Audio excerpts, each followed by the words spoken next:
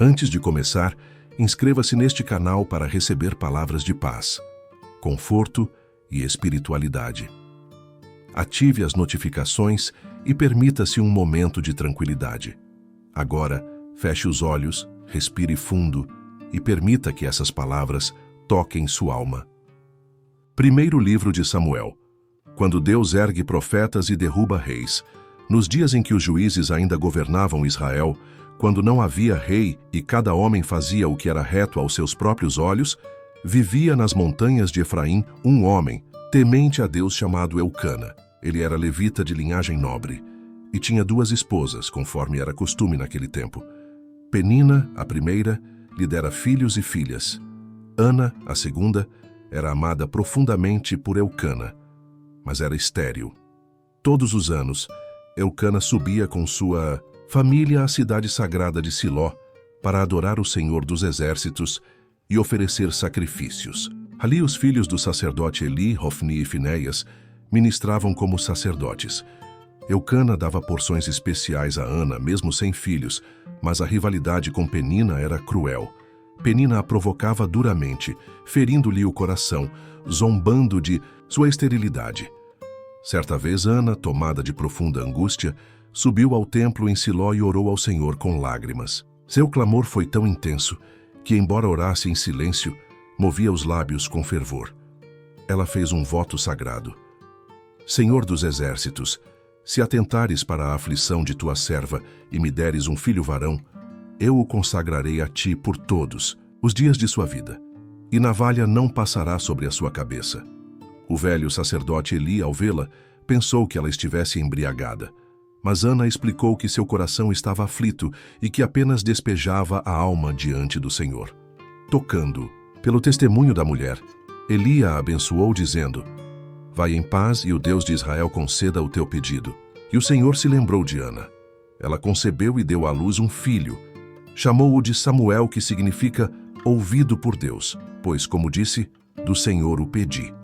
Quando o menino foi desmamado, Ana o levou ao templo, com ofertas de gratidão. Ali, ela entregou seu filho nas mãos do sacerdote Eli, cumprindo sua promessa. Por este menino orava eu, disse Ana, e o Senhor me atendeu. Assim Samuel foi consagrado para sempre.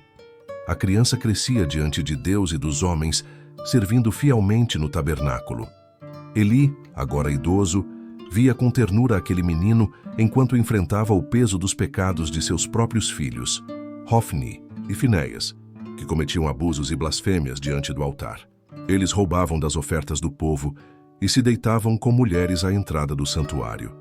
Embora advertidos por Eli, não se arrependiam. Certa noite, enquanto Samuel dormia perto da arca de Deus, ouviu uma voz: Samuel! Pensando que fosse Eli, correu até ele, mas Eli nada havia dito. Isso se repetiu 3 vezes, até que Eli percebeu que era o Senhor chamando. Instruiu Samuel a responder: fala, Senhor, pois teu servo ouve. E o Senhor falou. Revelou que julgaria severamente a casa de Eli, pois ele sabia dos pecados de seus filhos e não os corrigiu com firmeza. Assim começou a jornada profética de Samuel.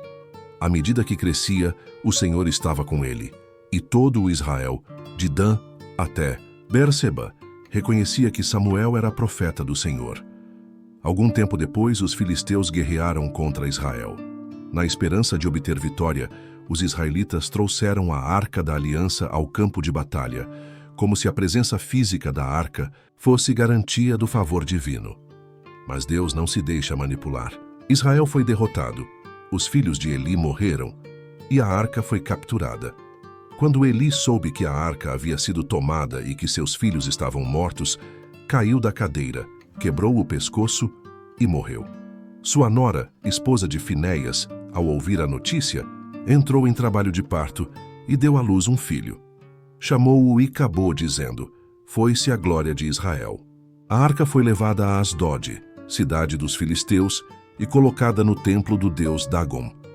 Na manhã seguinte, encontraram Dagom caído diante da arca. No dia seguinte, estava novamente prostrado, agora com cabeça e mãos cortadas. Uma praga caiu sobre a cidade. Tumores e desespero se espalharam. Tentaram mover a arca para outras cidades filisteias, mas o terror os seguia. Por fim, os líderes decidiram devolvê-la, enviando ofertas de ouro em forma de tumores e ratos, representando a praga. A arca retornou a Israel com temor e reverência. Com o passar dos anos, Samuel guiou o povo com sabedoria. Convocou Israel ao arrependimento, e o povo derrubou os ídolos e renovou sua aliança com Deus. Sob sua liderança, Israel venceu os filisteus e teve paz por longo tempo. Mas Samuel envelheceu e colocou seus filhos como juízes. Eles, no entanto, não andaram em seus caminhos. Então, os anciãos de Israel pediram: constitui-nos um rei, como têm as outras nações. Samuel ficou profundamente entristecido, mas o Senhor lhe disse: eles não rejeitaram a ti, mas a mim, para que eu não reine sobre eles. Mesmo advertindo que o rei exigiria servidão, tributos e guerra, o povo insistiu. Então Deus indicou Saul, filho de Quis, da tribo de Benjamim. Saul era alto, belo e se destacava entre os homens. Enquanto procurava jumentas perdidas de seu pai, encontrou-se com Samuel. Deus revelara ao profeta que aquele seria o escolhido. Samuel ungiu Saul com óleo, dizendo que o Espírito do Senhor viria sobre ele. Saul então foi transformado em outro homem. Pouco depois, ao libertar Jabes de Gileade de um ataque amonita, o povo reconheceu seu valor, e ele foi proclamado rei diante de todos. Mas a obediência de Saul logo foi provada. Em uma guerra contra os filisteus, Saul impacientou-se e ofereceu sacrifícios sem esperar Samuel. Por isso, o profeta declarou: teu reino não permanecerá. O Senhor busca um homem segundo o seu coração. Mais tarde, na missão contra os amalequitas, Saul desobedeceu novamente, poupando o rei Agag e o melhor dos animais. Samuel o confrontou. Obedecer é melhor do que sacrificar, e anunciou que o Senhor o rejeitara como rei. Samuel foi então enviado por Deus a Belém, a casa de Jessé, para ungir um novo rei. Os irmãos mais velhos de Davi impressionaram o profeta, mas o Senhor disse: não atentes para a aparência, pois eu vejo o coração. Davi, o menor, que pastoreava ovelhas, foi escolhido. Samuel o ungiu, e o Espírito do Senhor se apoderou dele. Enquanto isso, o Espírito se retirou de Saul, que passou a ser atormentado por um espírito maligno. Davi foi chamado ao palácio para tocar harpa e aliviar a aflição de Saul. Sua música trazia paz. Em seguida, Davi enfrentou o maior desafio. Golias, o gigante filisteu de quase 3 metros de altura, que por 40 dias desafiava o exército de Israel. Davi, cheio de fé, recusou a armadura de Saul e foi com sua funda e 5 pedras. Em nome do Senhor dos Exércitos, lançou uma pedra certeira e derrubou o gigante. A vitória tornou Davi famoso. O povo cantava: Saul matou milhares, Davi, dezenas de milhares. A inveja cresceu no coração de Saul. Tentou matá-lo com lanças, planejou emboscadas, deu-lhe sua filha Mical como armadilha, mas Davi escapava sempre. A amizade entre Davi e Jonatas, filho de Saul, floresceu. Um amor fraternal profundo e leal. Jonatas reconhecia que Deus estava com Davi e o protegia, mesmo contrariando seu pai. Davi tornou-se fugitivo, vivendo em cavernas, desertos e cidades estrangeiras. Reuniu homens leais, livrou cidades como Queilá. E mesmo tendo oportunidades de matar Saul, poupou-lhe a vida por respeito ao ungido do Senhor. Davi também foi protegido por Abigail, uma mulher sábia e corajosa, que impediu um massacre quando seu marido Nabal ofendeu Davi.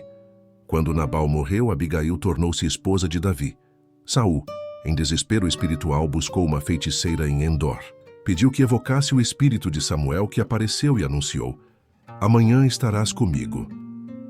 No campo de batalha, os filisteus derrotaram Israel. Saul, ferido, lançou-se sobre a própria espada. Morreram com ele seus filhos, incluindo Jonatas. Ao receber a notícia, Davi chorou amargamente. Escreveu um lamento fúnebre. Como caíram os valentes, Saul e Jonatas, mais ágeis que águias, mais fortes que leões. Assim encerra-se o primeiro livro de Samuel, uma história de fé e traição, de chamados e rejeições, de reis escolhidos e reis rejeitados. É o início da transição de Israel para a monarquia. Mas, acima de tudo, é o testemunho de um Deus que não olha a aparência, mas o coração, e que levanta em meio ao pasto o homem segundo o seu coração, Davi, o servo fiel. E essa história continua. Mantenha os olhos fechados, respire fundo e lembre-se. A palavra do Senhor é viva e renova o nosso ser. Compartilhe este vídeo com alguém que precisa ouvir estas palavras. Deus abençoe sua vida.